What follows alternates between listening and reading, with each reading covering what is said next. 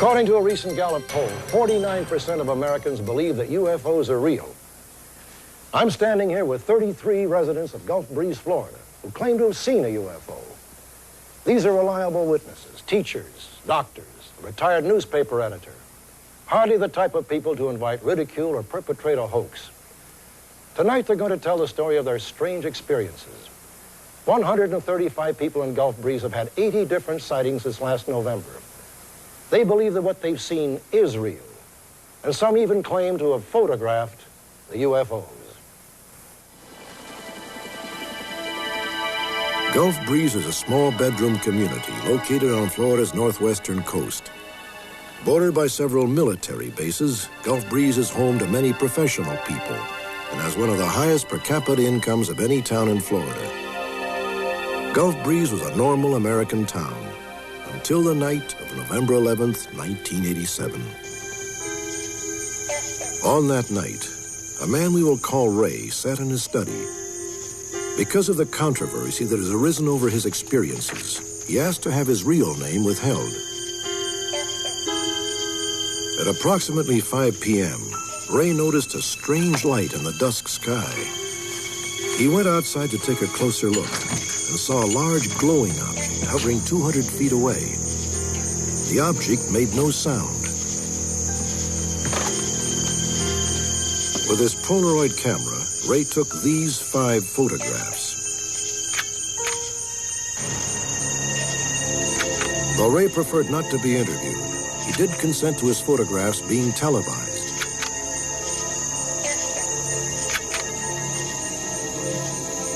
I'm convinced that this was the same thing that everyone in Gulf Breeze has been seeing and has been taking pictures of. I don't know what it was. I know it was something I've never seen before. Those first pictures that came out, there's just no doubt in my mind that this photographer took pictures of whatever it was that we saw. We didn't have a camera to get pictures, but somebody got pictures, and it's just exactly like we saw it. 5 days after his sighting, Ray brought the pictures to the attention of Dwayne Cook, the editor of the Gulf Breeze Sentinel. Cook had concerns about printing these photographs. He felt that UFO stories were better suited to tabloids than to a local newspaper. Looks pretty good. I had serious reservations about it, running this, the 5 pictures, or even mentioning them. And then, coincidentally, my folks were coming through that afternoon, or on their way to lunch. So when they came in, we took them to the back and said, "You're not going to believe what we're going to put in this week's paper." And they went back and they looked at the pictures and they looked at the page that we're making up and looked at each other and said, "Charlie, is that what we saw?"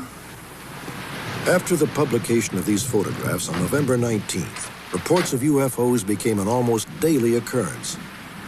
Over a 6-month period, 135 people in Gulf Breeze reported 80 different sightings.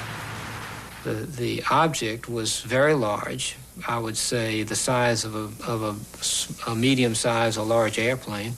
We could see it well enough that we could see the light and see the portholes and see that there was like a little lighted dome on the top. It didn't make any noise at all, and it was maybe going about 5 miles per hour at the most.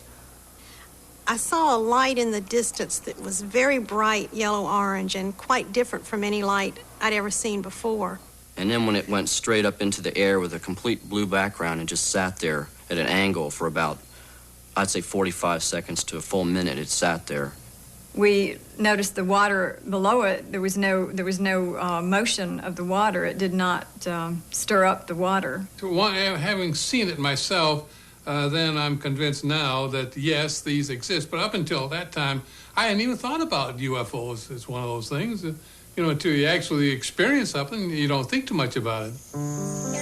From November to May, Ray took 37 different pictures of the UFOs. When asked if these pictures were a hoax, Ray took 2 polygraph tests and passed them both. Still, some experts believe that the photographs were faked. They point out the obvious brightness around the craft and note the lack of reflection upon the light poles and trees. To other skeptics, it seems the bottom of the UFO is unnaturally flattened, as if resting on a board. I know that I saw what I saw. Anybody who thinks it's a hoax is entitled to their opinion, but I've seen no proof of anything, of any kind, that even hints at the fact that it was a hoax. I've looked for that kind of evidence because I don't want to be made a fool of either. Nobody does, and that would be bad for my community, which I represent. And I found no evidence whatsoever that this is not the real thing. A television station in nearby Pensacola attempted to show how a hoax could have been accomplished. The two most prominent hoax theories that we were presented with by skeptics were the pictures are a reflection of an object off a pane of glass. And the second theory was taking a Polaroid camera and creating double-exposed pictures. It's basically A local model maker made a replica of the UFO, and it was photographed reflected in a large piece of glass. The easiest way for people to understand the reflection off a pane of glass theory is you're sitting in your living room at night watching television and you have a lamp on, and you look over and you notice there's a reflection of that lamp in the window. Well, you can photograph that reflection. The resulting photographs were similar, but nowhere near as clear. One of the problems we had when we were creating pictures with the reflection off a pane of glass theory is it was very labor intensive. It took 3 people to do it. And when we did it in a secluded area and people noticed us doing it. So I think if those pictures in Gulf Breeze were created that way, somebody would have been able to tell by now that it was a hoax. It was too hard to do those reflection pictures without being noticed. Next, they tried to create a double exposure. Using a camera identical to Ray's, they photographed the model against black velvet, and then in Ray's yard, shot the background image over the same frame of film. We demonstrated that you can take double exposures with the Polaroid camera, which he used for some of his pictures. Here's the problem. He only took less than half of his UFO pictures on a camera capable of double exposures. The other cameras he used, it wouldn't work. Number 2, there are at least 2 photos where the UFO is partially hidden behind a tree. You cannot recreate that with double exposures. You can't hide one object over the other because in double exposures, the 2 images blend together. If you are a complete skeptic, you would say any photo could be hoaxed. Bruce Maccabee conducts laser and optical research for the Navy. If you are more critical about it, then you have to ask the question, could Ray have hoaxed the photo, given his technical ability and his equipment? My answer to that would be quite probably no. On December 3rd, the Sentinel received 2 anonymous photographs that showed the by now familiar object. Then on December 23rd, the paper received another letter from a photographer. This time the photos showed more than one UFO. The day after this photograph allegedly was taken, Ray also took pictures of multiple objects. If this was a hoax, it was flawlessly coordinated. Ray continued to see and photograph the UFOs hovering over Gulf Breeze, and other eyewitnesses kept seeing objects they couldn't explain.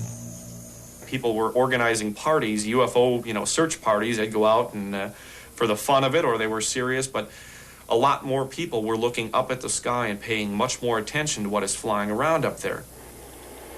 On December 28th, Ray even captured them on videotape. This video footage was scrutinized by UFO experts.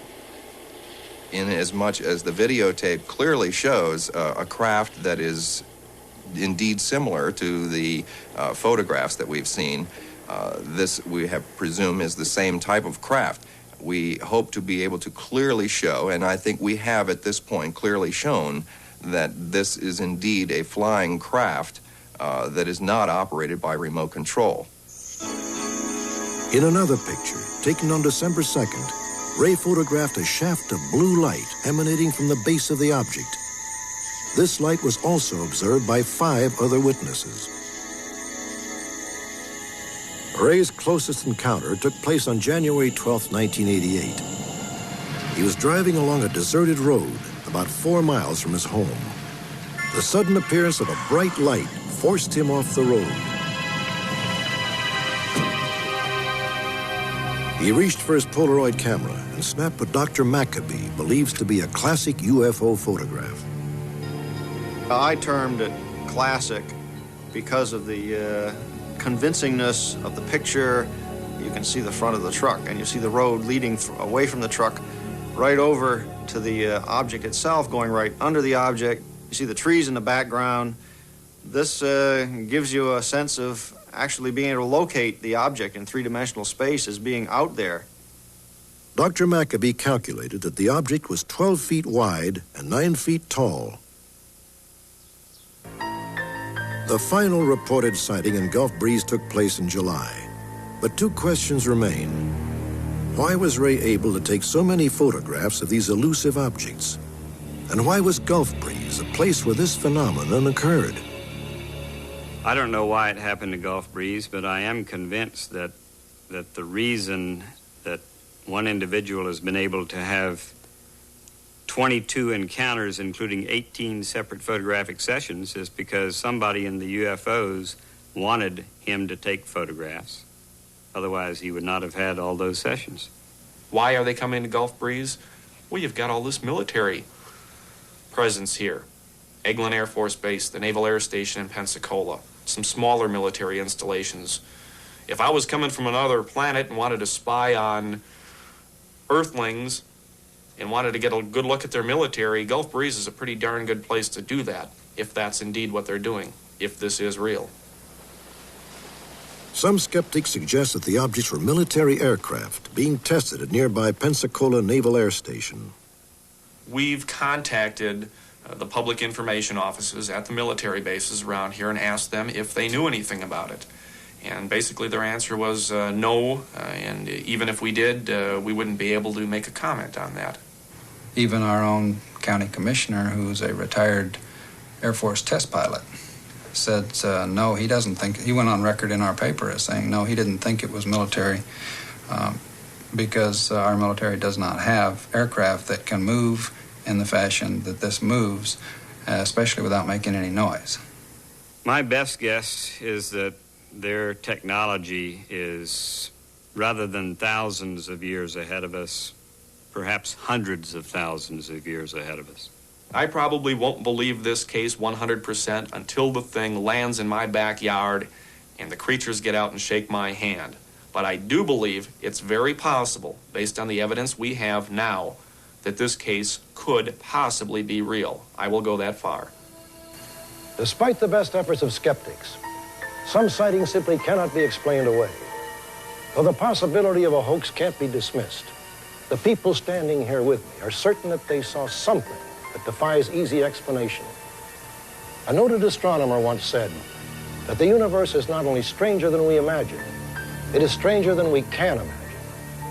Few people living here in Gulf Breeze, Florida, would argue with that statement.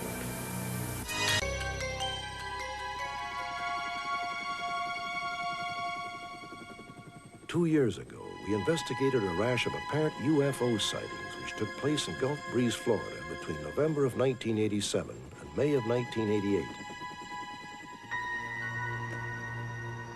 Remarkably, one local resident managed to take 38 photographs of what appeared to be a flying saucer.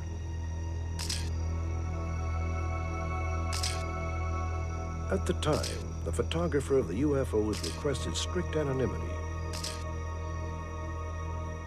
Since then, he has gone public with a book about his experiences. Charlie, I don't know if I can get that expanded out there like that or not. This is just running way over on the square footage. His name is Ed Walters, a building contractor and developer who has lived in Gulf Breeze with his wife and 2 children for nearly 10 years. Okay. Well, look, let me try that and I'll get back to you. This is a very conservative town. I'm a very conservative guy, and I always thought that UFOs were something that people saw that were not quite all there. And suddenly having to deal with the reality that I did see something was absolutely mind-blowing. But I didn't want to be known as a builder who saw UFOs. Naturally, the authenticity of these remarkable photographs was questioned. Since no one had actually seen Ed taking the pictures, there was a strong possibility that they had been hoaxed.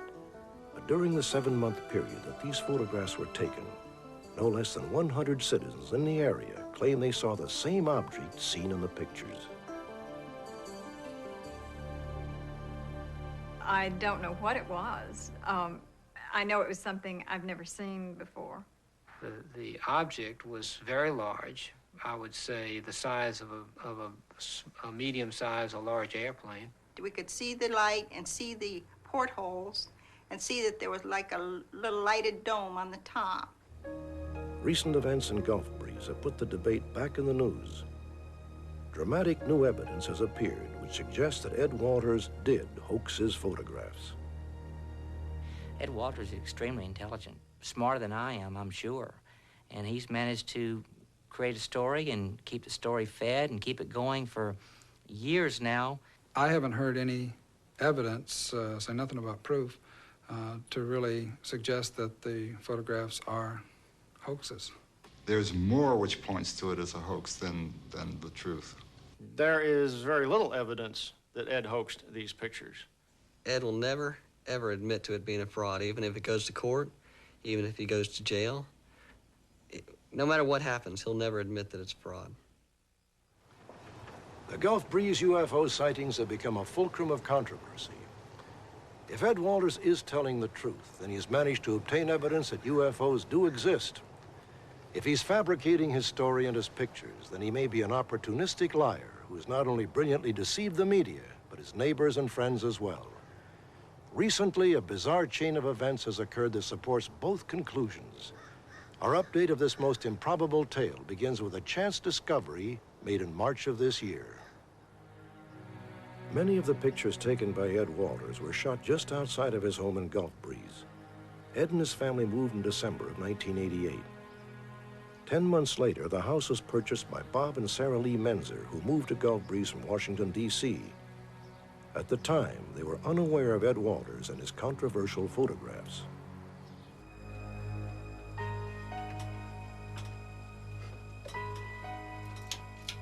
Four months after they moved in, Bob Menzer went into his attic looking for a shutoff valve for the water pipes.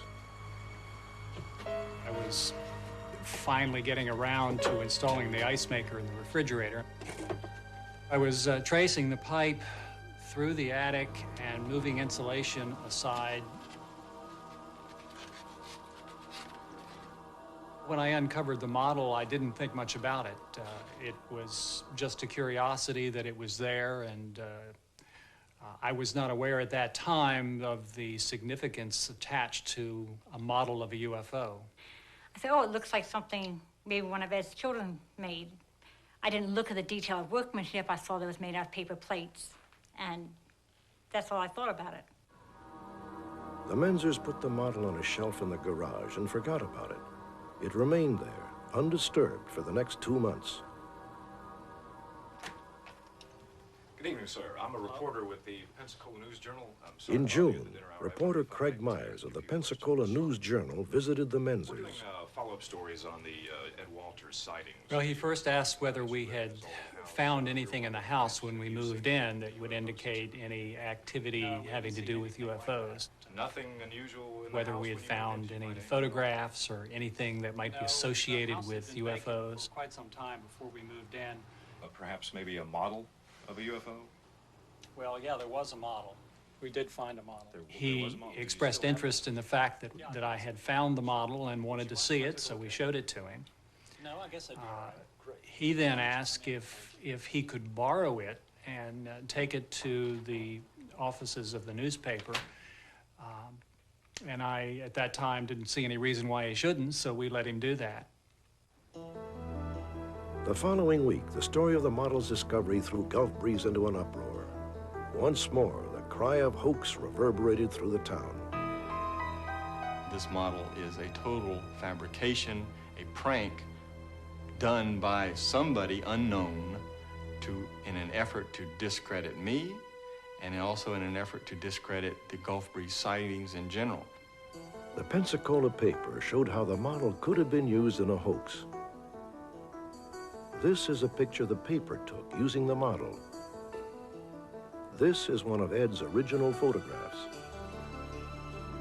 I think the model that was found closely resembles many of Ed Walters' pictures. It doesn't exactly match, but it's very close. And perhaps there is another model or a variation of that paper plate model that is actually the one that appears in the pictures, if this is a hoax. The model is 9 inches across and 6 inches high. The black portholes are drawn on a strip of drafting paper, which has been cut from one of Ed Walters' discarded house designs.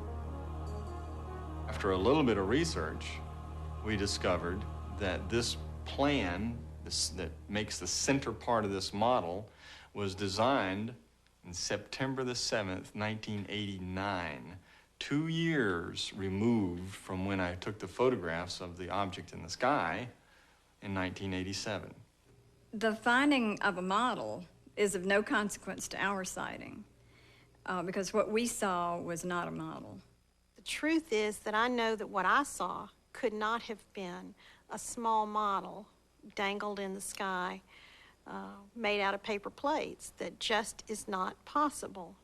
The photographs of Ed Walters are a hoax, were created for the purpose of starting the UFO as a topic of interest, and ultimately became a way for him to make a great deal of money off of a publication as well as anything else that may follow from it. The discovery of this model made skeptics out of people who so far had been willing to take Ed's word, but others in Gulf Breeze believed Ed implicitly. Last January, Ed Walters saw and photographed yet another UFO, and this time he was not alone. January 8th was a normal night. It was a lovely night. Francis and I went out for our evening walk, and as I walked down the road, I cast my head over and talking to my wife, and I saw the red object in the sky.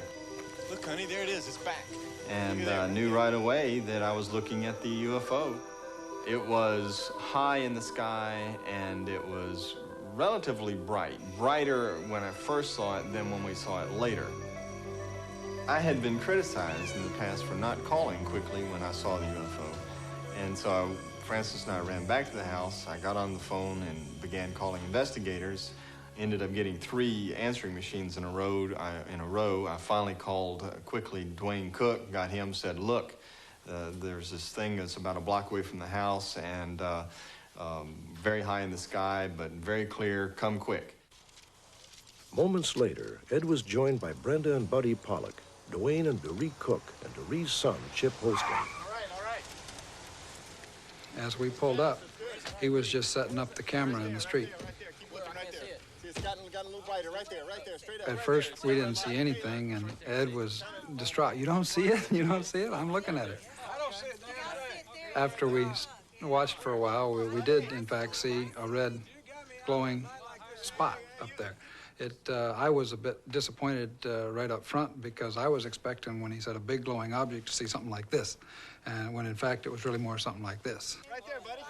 I was trying to take photographs of it, but with this 200 and something millimeter lens, it was very difficult. It was moving around and I was trying to follow it, and it was really hard. I managed to take a couple of shots.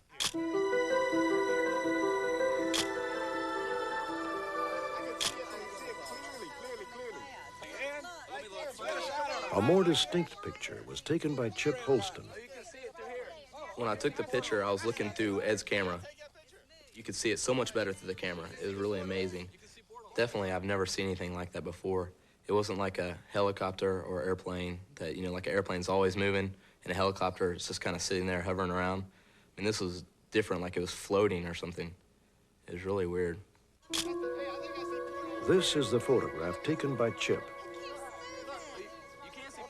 Perhaps the most remarkable photo taken that night was snapped by Brenda Pollock using the camera she had brought with her.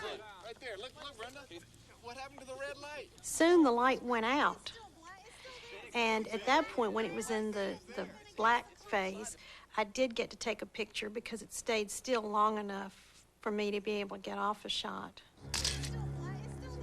None of the witnesses had seen what appeared in Brenda's photo with the naked eye. By the time Brenda took this photograph, the light had gone out. She used a time exposure and handheld the camera which may account for the streak, even though the object was not lit up at the time. Amazingly, photographic experts are able to count 110 different color changes in Brenda's 3-second exposure. It was unusual in that it did not have sharply defined edges like the light on an airplane or the light at the top of our water tank here in Gulf Breeze. It was more like fuzzy or irregular edges, and behind the red you could see a round silhouette of an object or a craft of some kind that was unlit. The pictures taken on January 8th are markedly different from earlier UFO photographs. Ed Walters believes the distance and movement of the object that night are what accounts for this. To many, the presence of 5 witnesses bolstered Ed's claim that his earlier photos were real. It was only the second time anyone other than an immediate family member had seen him photograph a UFO. It was wonderful to be with a crowd of people and stand there and watch this object, because it's no longer that you're on your own. The January 8th UFO sighting seemed to strengthen Ed's case that his photographs were no hoaxes. But then the UFO model hit the front pages, and 1 week later, Ed suffered another devastating setback. A young Gulf Breeze resident came forward and claimed that 2.5 years earlier, he had helped Ed Walters to hoax UFO photographs. This surprise witness was 20-year-old Tommy Smith, and as his story unfolded, people in Gulf Breeze didn't know who or what to believe.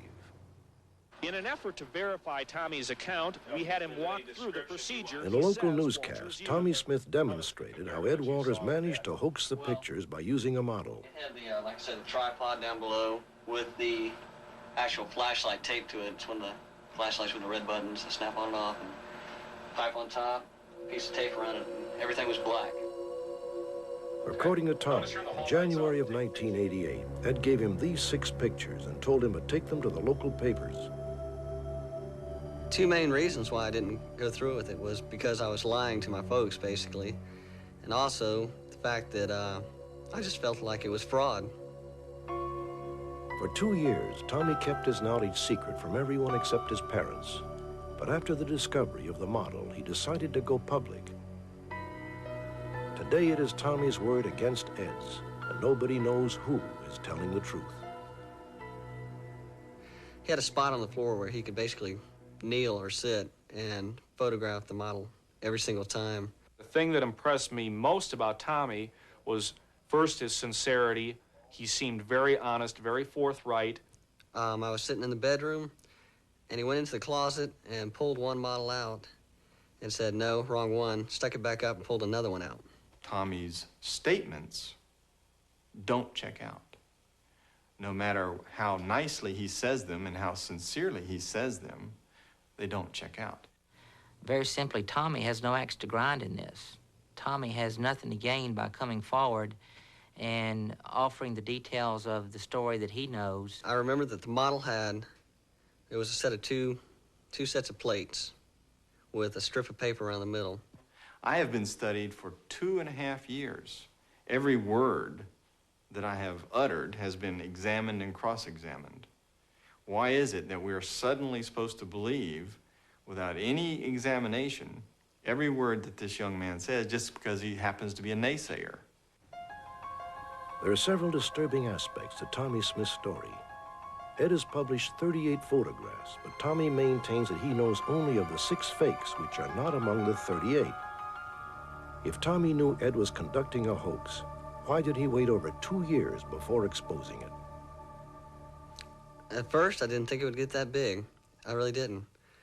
And then, as it got bigger and bigger and bigger, I just said to myself, hey, you know, if I go forward now, what proof do I have, and why should people believe me? What is the real truth behind the Gulf Breeze sightings? Despite Ed Walters' claims to the contrary, there is considerable evidence that his photographs may be fakes. Some experts have called this picture a classic UFO photograph. However, reporter Mark Curtis demonstrated in one of his newscasts how it could have been faked.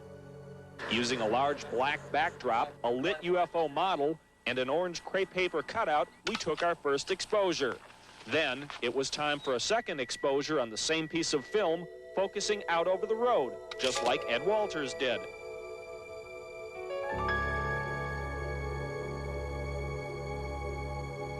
I never faked a photograph. What I have photographed is absolutely genuine, in the skies over our town. No question about it. Ed always told me that he'd go to the grave, that he would never admit to it being fake. Even with the Ed Walters controversy put aside, a tantalizing mystery remains. What are we to think of the hundreds of eyewitness accounts from Gulf Breeze residents who insist they have seen the same UFOs that were photographed by Ed Walters? We saw what we saw. And there is, they'll never convince me or Charlie either that that object wasn't out over the bay at that time and that Ed photographed it that evening. What I saw was certainly not a small model made out of paper plates or any other small model. It was a major object. I still know what I saw, and what I saw looked like Ed Walters' photographs. There's no doubt in my mind that what I saw looked exactly like what Ed Walters photographed. I don't see how he could have hoaxed what we saw over the bay. There's lots of objects flying around Gulf Breeze, and it's no surprise that some of them will tend to look like Ed's photographs.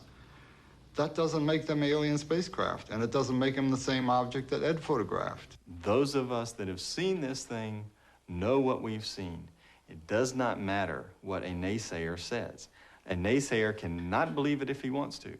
It does not change what we have seen and photographed. A visitor from outer space or a masterful hoax?